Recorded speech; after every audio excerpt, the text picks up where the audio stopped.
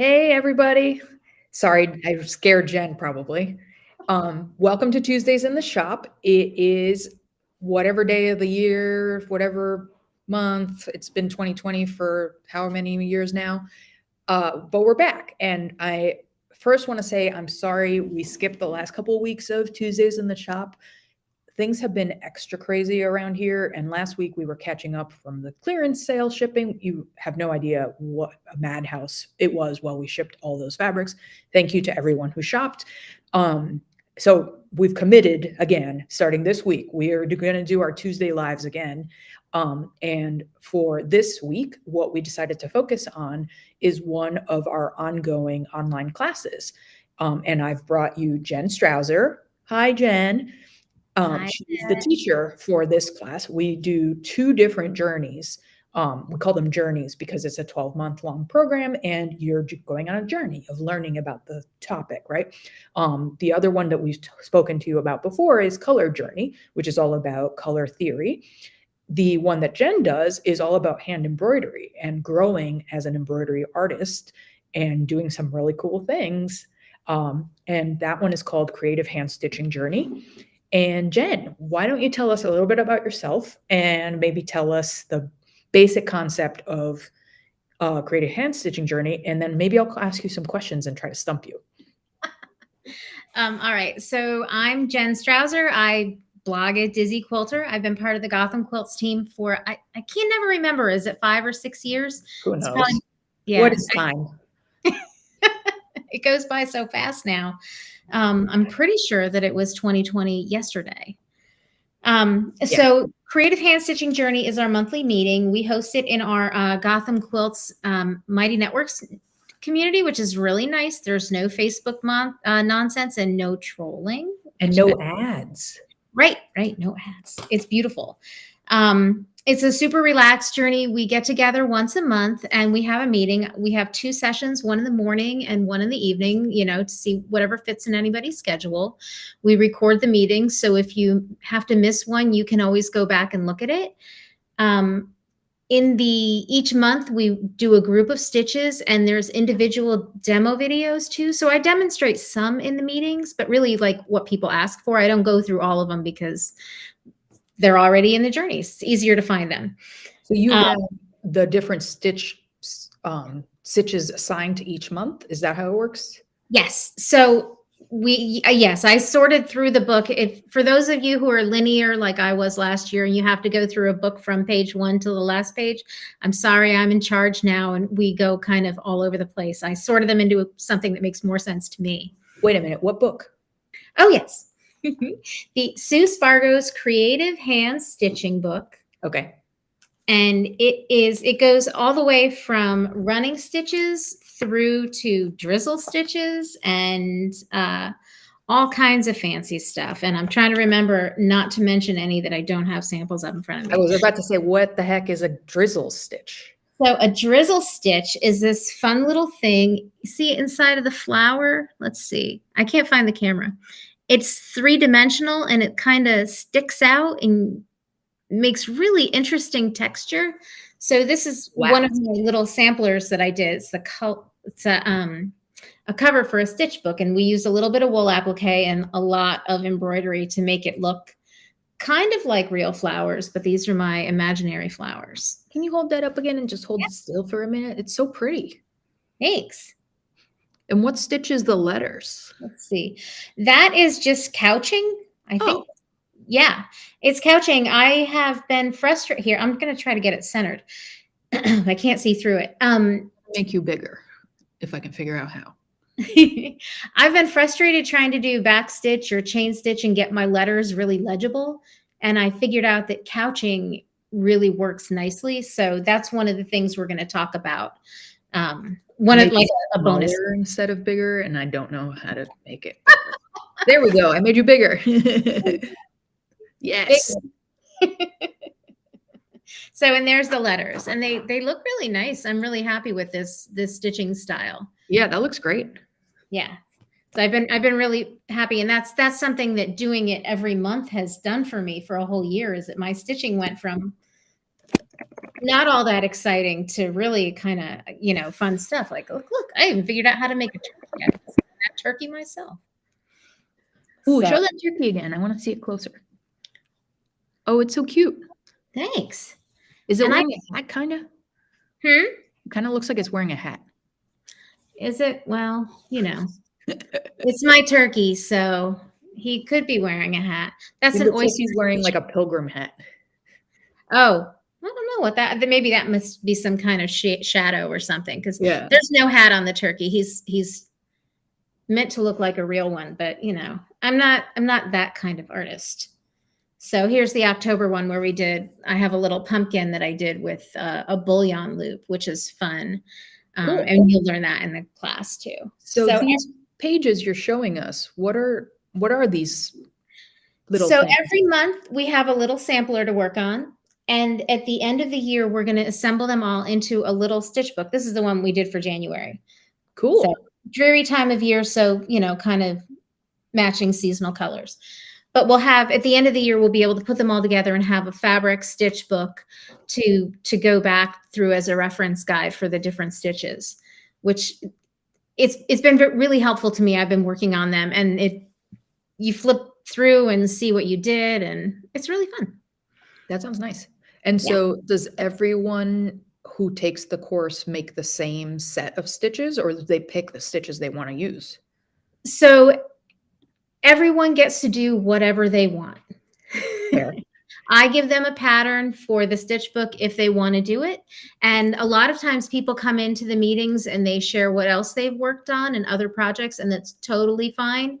There's no requirement to make the stitch book. It's just if you need a little bit of guidance and some inspiration, because sometimes it's just like, just embroider something doesn't really trigger it.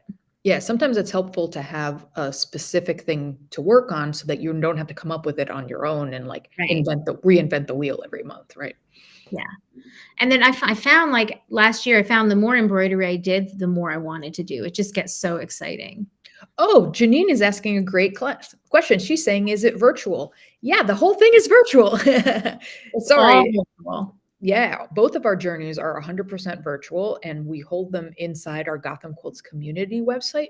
So once you log in, you can see the entire syllabus, you can play all the videos, and you actually end up having access forever. This is a change, by the way. If you were in either of the journeys last year, until last year, it was a 1-year program, and after the year, it would be reset and the students reset. Starting this year, we've started making each group essentially being like that year's students, like almost like that year's graduating class. And you'll have access forever to that set of instructions for that year. And then when we start over in the next year, we open a new section of the community site for the new students, and they go there, and the students from 2023 stay in the 2023 version. So yeah, everything's virtual. You can come from anywhere. We have customers all over the place. I have a student who shows up from Saudi Arabia. What? So crazy. It must be like 4 a.m. for her. It is. Yeah. It is a crazy time. She's told me a couple of times, and I do not remember because time zones are not something in my brain. Time zones are the worst. Yeah. They're terrible. But yeah, how exciting to have somebody from overseas come and hang out with me. When we did, it must have been Color Journey last year. We had somebody from Europe. I think she was in the Netherlands, maybe. And it was like 4 a.m. for her. Yeah. Yeah, that's a serious commitment from somebody over there to get up, because at 4 a.m, you know what I'm not doing? I am not embroidering. Yeah, I get that. And just in case, the next question that comes up is going to be, can we watch it later? Yes, you can. We record all the meetings so that if you miss one, and everybody's got a life, like maybe this month you can't come. What day of the week is your meeting on? I can't remember. Wednesdays. It's a Wednesday. Okay. I think I have them set for 10 a.m. and 7 p.m. And it's the second Wednesday of the month, I think? Yes, it's the second Wednesday of the month. So not tomorrow, but next Wednesday. Right. So the second Wednesday of every month. Sometimes you might have something come up and you can't come to the meeting. You can watch it later in the community site, and that access is forever. Yeah. Yeah. I love that part of it. So can you go back to the book and maybe like show us some of the cool stitches that are in the book? Sure. So this month was January, and this one, so this is already in the thing. Let's see. So this was a really simple month. We did running stitch and back stitch, and then everything else down here is really kind of a variable of those stitches. So you can see this. Let's see. This I think this is a whipped running stitch where the thread wraps around the running stitches, and then this is a whipped back stitch where the thread wraps around the back stitches. And then you can do it double whipping. So you go one way this way and then one way that way. And it makes this really interesting braid. That's this one here, the blue. Yeah, that's cool. And then there is the threaded running stitch, which is wrapping around but going up and down. And then the threaded back stitch. And then I did it double threaded running stitch and double threaded back stitch. And then this is the Pekingese stitch, which, let's see, this one, you see, it looks like a little loopy thing. That one's kind of hard to see on camera. Yeah, it's worked on a back stitch too, and it kind of goes around and it ends up looking a little bit lacy. That's cool. And then we did the seed stitch, which everybody's problem with seed stitches, you can't get it looking random enough. And the secret is to just do more. Keep going. So if you keep filling in, then it looks like you did it right. Right. And then we did a blanket stitch, which isn't in the book. And that upset me. So it's in our class. Yeah. So Janine is talking about supplies. So when you join the journey, there's options for what comes with the subscription. The book and a set of needles is required, because without the book, you don't have the instructions, and without a set of needles, because some of these stitches do require different needles, right? There's chenille needles, there's darners, there's, I don't even know what else, milliners.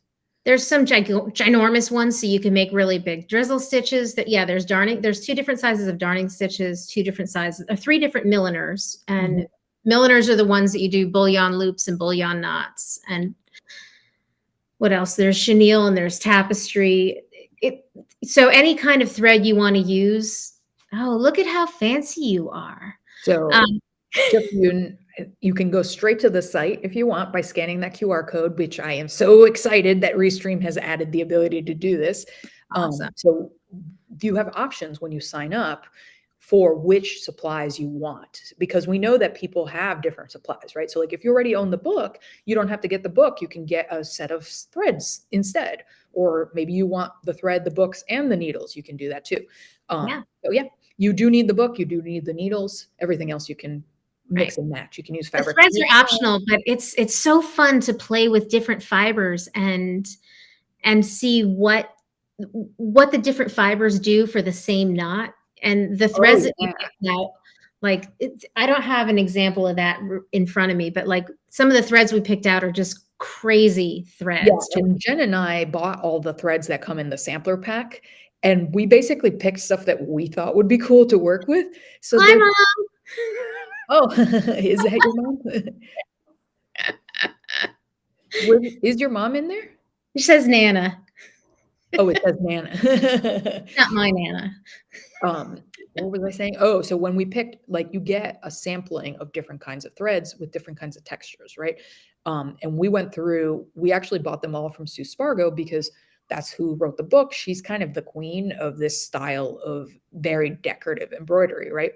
And she has a amazing selection of options. So if you get one of our thread samplers, you're going to get some stuff that's shiny, some stuff that's like gimp, like bumpy, some stuff that's like ribbony. It's fun. Okay, there's probably some one of those. I'm like, oh, I want this whole bag for myself. Yeah, they're super fun to play with. And any of them, like, the best part is that, like, if there's any of them, like the gimp is really thick and sometimes it's hard to form stuff with it. Yep. You can couch that. That's what I was going to say. It's like the perfect thing for couching. Yay, Janine just got it. Thanks, Janine. Awesome. Yeah, thanks, Janine. And ask as many questions as you want. Yeah, it's kind of a confusing concept if you haven't been around for our journeys before. So that's why we're doing this live, is so you can ask us whatever question comes to mind. One little detail that I wanted to mention is that we do close signups this is also a change from this year. Last year, we were letting people sign up all year long, and basically their year started in whatever month they signed up. So if you signed up in May, it went till the next May. And what we found is that everyone who didn't sign up at the beginning of the year got like pretty frustrated because they were jumping into kind of the Yeah. middle, and like everyone else was kind of used to it and had already built up some skills and comfort with the format.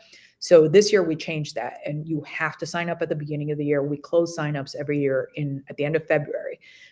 So basically the first 2 months are like onboarding time, and then after that we have a set group of people who will be there till at the end of the year. Yeah. And so for this, if you want to do the Stitch Book project when you're in it, all the information that you need is right in there. I think since I only did January so far, I'll be loading up February's videos tonight after I record them. It's been a crazy month. It really does feel like the beginning of this year has been extra for everybody. Yeah. Everyone's just like kind of drowning. Yeah. But everything you need to get started with your Stitch Book project, it's really easy. I think you need a yard of fabric. And I talk about what fabric I like to use. Essex linen is my favorite. It's my soul fabric.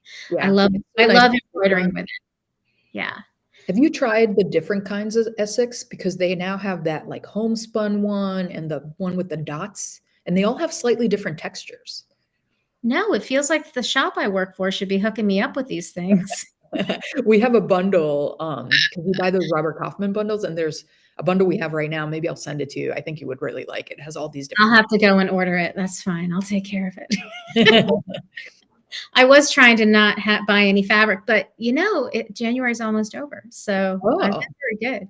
So instead of dry January, you did no fabric January? Right. I did get some fabric because I was clever enough to join Stash Society last year. So, but that doesn't count. I didn't buy it this year. Yep. But yeah, the linen is my favorite to work on at all times for the embroidery. It's got enough space in between the threads so you can get some stuff going in there, and it feels nice. And I don't have to use a hoop. Like if you ever tried to like embroider on like a batik, you end up like poking holes in your finger, Oh, batik is brutal. I was embroidering on batik this morning, and as I was doing it, I was like, why? Yeah. Stop.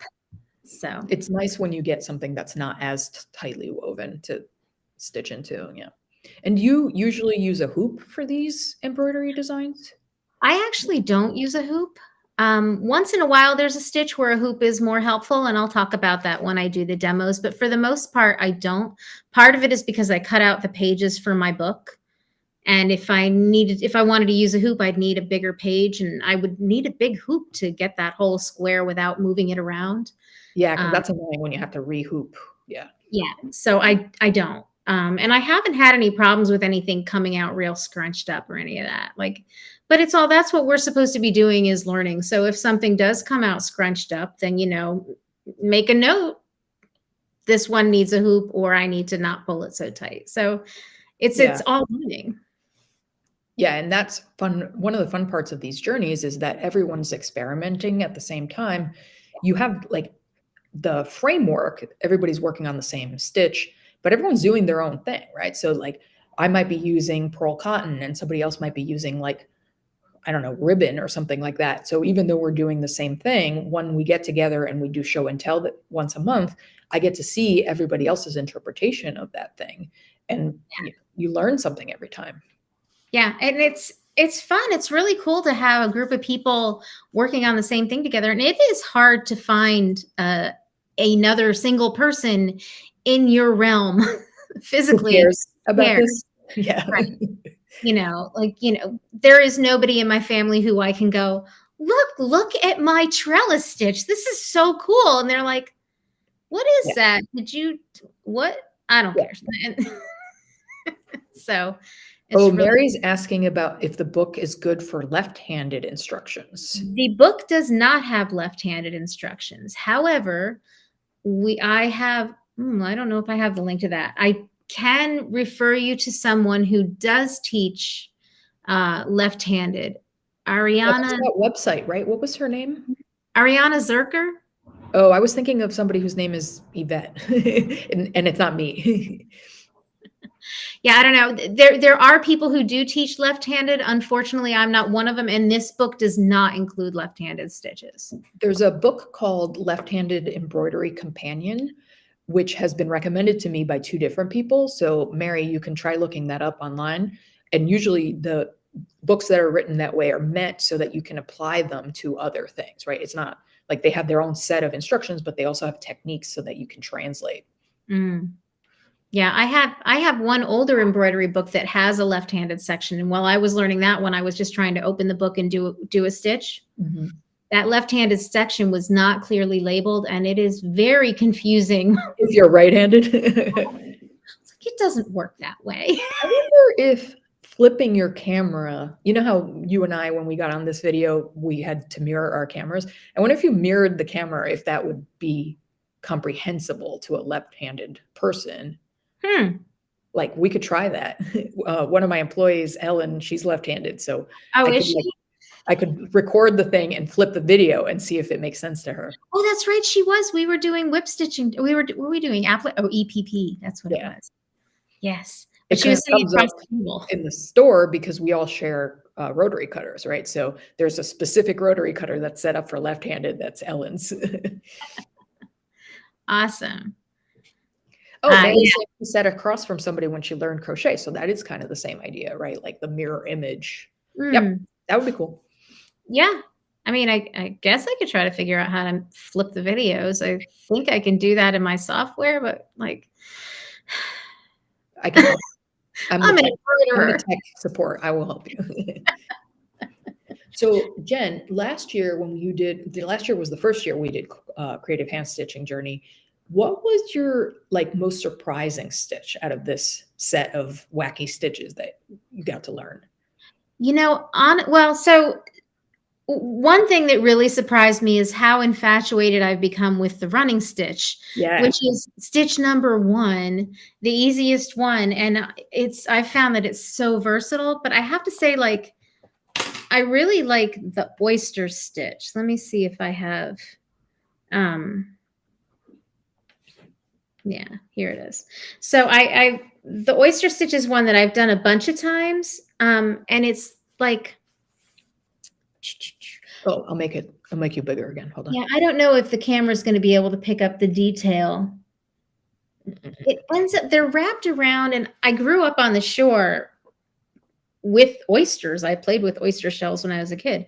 And that's what the turkey's head is too. So, all right. Yeah, we can see it. Yeah. So it wraps around, and it's very interesting, and it's an interesting texture, and it really fills in and gives a little bump. And it's one that I really like. And it was actually, I did a project of Susan. It was the first one that I had to do, and it was very distressing because my first foray into the book was like at the back of the book, and it was like I didn't know what this meant. And she frequently flips the needle around and is stitching with the blunt end of the needle. Yeah. And it was very confusing. And by the time we got there in class, it was so much easier and made so much more sense. Right, because you had all the basis before that. Yeah. Right. And when you jump into this book, if you jump in at the back, if you have not a lot of experience, it's very frustrating. Yeah. And overwhelming. But like progressing through it really made a huge difference. And like I really like now if I can find people doing embroidery online looking to see what stitches they did without them telling me. Yeah. And like when you designed the order, like each month has its set of stitches, you did that on purpose so that you're building on your skill set, right? You don't start with the hardest, you start with a basic, which is running stitch in this case. Yeah. Janine, the next meeting is next Wednesday. If you purchased it, you'll get an immediate invitation to join the community, and all the January stuff is in there already. And if you ask questions in there, I answer them. Yeah, so there's it's called a feed inside the application. Once you're in there, you can post on the feed any questions and feedback and projects that you're working on, and other people, everybody else, all the other students and the teacher can see your comment and your pictures. And if you're looking for the link for the Zoom meeting, because that's how we do it, is on Zoom, you just click on events inside the journey, and then right from the event page, you can see every meeting and you click on it and then you click on the Zoom link. Yeah. And I'm going to send out a notification like a couple days beforehand that the meeting's coming up, because that's been helpful for all of us. And sometimes we hop in there when we see cool new things. Like we have this other thing called Quilt Lab, which we'll do a video on at some point. And we do the same idea where there's like a set thing everyone's working on every month, and then we share what we did. Next month's theme is mosaic, which is this like way to create a picture with quilting. And I happened to see a really cool one on Instagram, and I posted it in the group and like notified everybody, like, you have to see it. And if we hit notified, like, we're admins in the group, when we hit notify, it sends an email to everybody. So you don't have to like hang out in the group all the time to get the notifications. Right. Yeah. So what I did last year, I went through the chapters of the book. There's 12 chapters. We did one chapter every month. Some of the chapters have a lot of complicated stitches, and some of them have a lot of simple stitches, and then some of them have 4 stitches. So we kind of chunked it up. I chunked it up a little bit to sort them out a little bit and to make it so that it's about the same amount of time, like just to make it so much easier. Yeah. And I think this version is going to be easier for people to do. Yeah. Totally random, but is colonial knots in the book? Yes, colonial knots are in the book. There's a whole chapter on knots. Colonial knots are better than French knots, in my opinion. So this is my big discovery last year, and I couldn't remember if I learned it from this journey or from this book or not, but because I've been making French knots for who knows how long. Like, I learned to embroider when I was 7, maybe. And I only learned that there's such a thing as a colonial knot last year. And I was like, why did no one tell me this? So if you've struggled with French knots, go look up colonial knot. You're going to be so happy. Right. And it's just like, oh. So yeah. And that's another one where, like, the first time I saw it, it didn't really make sense. And then I do research. If there's one that I can't figure out from the book, I go looking for other people's techniques, and then I share. Yeah. So and I felt like that turkey stitch. I had to watch turkey stitch or turkey work? Turkey work. Oh, turkey work. I had to watch a couple of different videos before that really clicked in my head. Yeah, so that one's confusing. Yeah. Yeah, especially in the book, she shows you it with space because she's drawing a picture, but in reality, you want no space. Right. And then you want it smashed. Yeah. It's hard to picture what's happening. And then when someone's demoing it, depending on how they hold it, you still can't really see what's happening. So yeah. So but it's fun. I'm really enjoying it. Thank you for letting me teach. Yeah, I think this is one of the more successful ideas that we had. And since the pandemic started, when we had to pivot to doing a lot of stuff virtually, just because for those of you who aren't in New York, you don't realize how bad things still are here. Like, I know 2 people who are in the hospital right now. Like, it's still COVID here. So when we had to pivot to virtual, we realized that now we have this ability to reach out much further than people who are able to physically come to Midtown Manhattan, right? And we have fans from all over. So why shouldn't we provide this service? And, I personally value the ability to choose to do something virtually that I wouldn't be able to go, physically go to. So especially when if you're sick, you can go and not risk getting everybody else sick. And you can wear your pajamas. And you can have all 600 of your different threads with you, as opposed to, like, if I dragged my thread collection into a shop, people would be terrified. You only have 300 or 600 different threads? I feel like you have more than that. Yeah. Well, I did buy 200 for myself for Christmas, so I'm not sure. And then your mom got you like another 200 or something. No, it wasn't that many, Don. No, the money on the Valdani does not go very far. Yeah. Jen's mom texted me and was like, what can I get for Jen that's out of the ordinary? I was like, oh, there's these really pretty Valdani boxes that we normally don't stock, but I can special order it. Yeah, I took over one of the kitchen drawers because my studio's in the dining room kitchen. Like, I have a big, huge drawer. You open it up, tons of different threads, and they're all organized nice. I don't even like to take them out of the drawer, though. Yeah, sometimes those threads are so pretty that you're like, I can't use this thread. I have to use like cheaper thread, All right, well, if no one has, oh yeah, so Nana's mentioning that she's used some of those little kits. We have these starter kits, and you can definitely add that kind of thing in once, if you're in the journey, you can show them. Yeah, we sell a lot of those starter kits actually. Yeah. So that's basically it. Please join Creative Hand Stitching Journey before we close signups for the year. You have until the end of January, not January, February.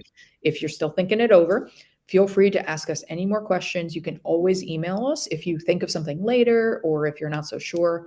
Yeah, email us at info@gothamquilts.com and we'll get right back to you. Yeah. The question is about starter kits. I think it's like $15, one of those kits. I'm not sure, but if you go to our website and you search for embroidery kit, that's how Yeah. You definitely have something under the $20 price point to get started with some play. Yep. All right. Well, thanks for joining us, Jen. Thank you. It was a pleasure having you. And for everyone who doesn't know, Jen and I are actually really good friends. So we like ham it up. Wait, did I say that again? Yeah, that was right. You got it. Oh, I said it right. So like when we were practicing before this live, I think I said ham it on or something. You were hamming around. Hamming around. And I heard myself say it and I was like, that's not right. What is it I'm trying to say? It's like, but it's so easy to forget that your English is a second language because third language. Yeah. But anyway, so Jen figured out what I meant. And we've been friends for a long time and we get along really well. So it's easy for us to just like banter and chat. Kind of like the same situation you get when it's me and Andrea on, right? Yeah. So thanks, Jen, for joining us. And thanks everyone for listening. We hope you will join us for this journey. The only other housekeeping type thing that I wanted to mention is, Jen, I'm going to take you off the camera now, okay?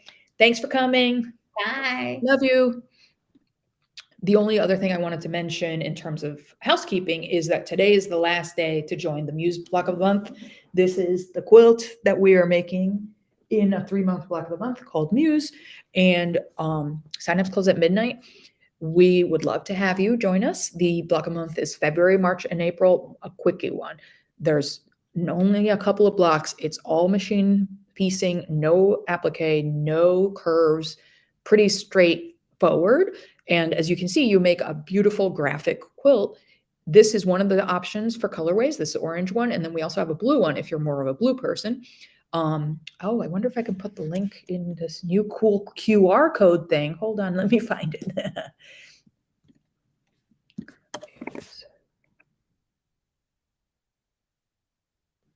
It worked. Look at this. I'm so excited. All right, ready? I'm going to click the button. So that's the one you want if you want to sign up for the orange version, Muse Block of the Month in Desert, or Muse Block of the Month in Sky. There's that one. I got to tell you, as a tech dork, which I totally am, this new feature that we use Restream for streaming, in case any of you also are doing streaming and you want to look for a provider for the streaming, Restream is awesome. And now this is a brand new feature. They just added this thing where I can select a product from my store and then put it on the screen with that QR code. So you guys can just scan it right in and go right to the website. I am so impressed with how smooth this works. And like they actually gave us access to this feature in beta so we could test it. And I was like, oh yeah, I love this so much. So I hadn't even thought to prepare those links ahead of time. And I just did it real quick and it worked and I love it. And thank you again for coming to our Tuesdays in the Shop Live. Oh, I see there's another comment. Let's see. Oh, it just was a thank you. I appreciate you all and we will see you next week. Next week, we are doing another round of Stump Andrea. So if you've missed Stump Andrea, which I get it, I totally get it. Now that we've launched Stash Society, Stump Andrea and Stash Society like really play off of each other well. So I'm considering using one of the Stash Society prints from the last month's shipment as the prompt and challenging Andrea to pull together a new bundle that isn't so cohesive the way the Stash Society ones are. So be sure to check in next week where I'll be behind the camera again, running around following Andrea while we do another round of Stump Andrea. And by the way, we do need submissions for Stump Andrea. Right now, I think we don't have very many that we could pick from. Whoa, I clicked something weird.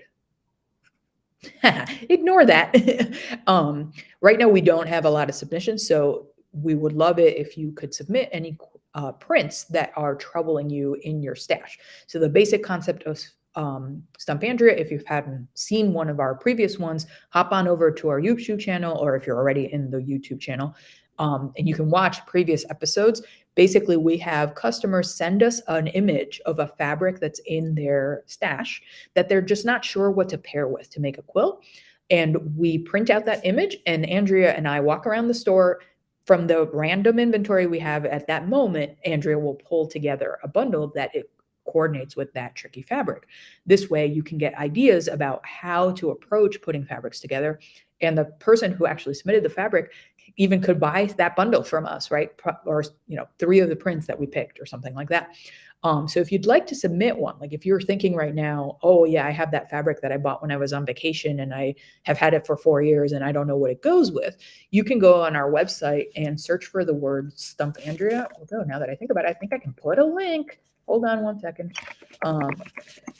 We have a form on our website that you can just submit with the picture upload.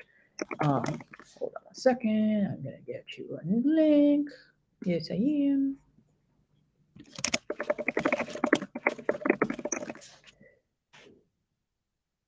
It is not cooperating.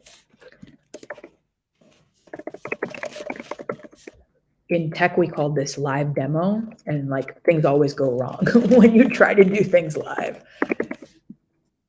Oh, I think I found it. Yeah, okay. Let's see if that works.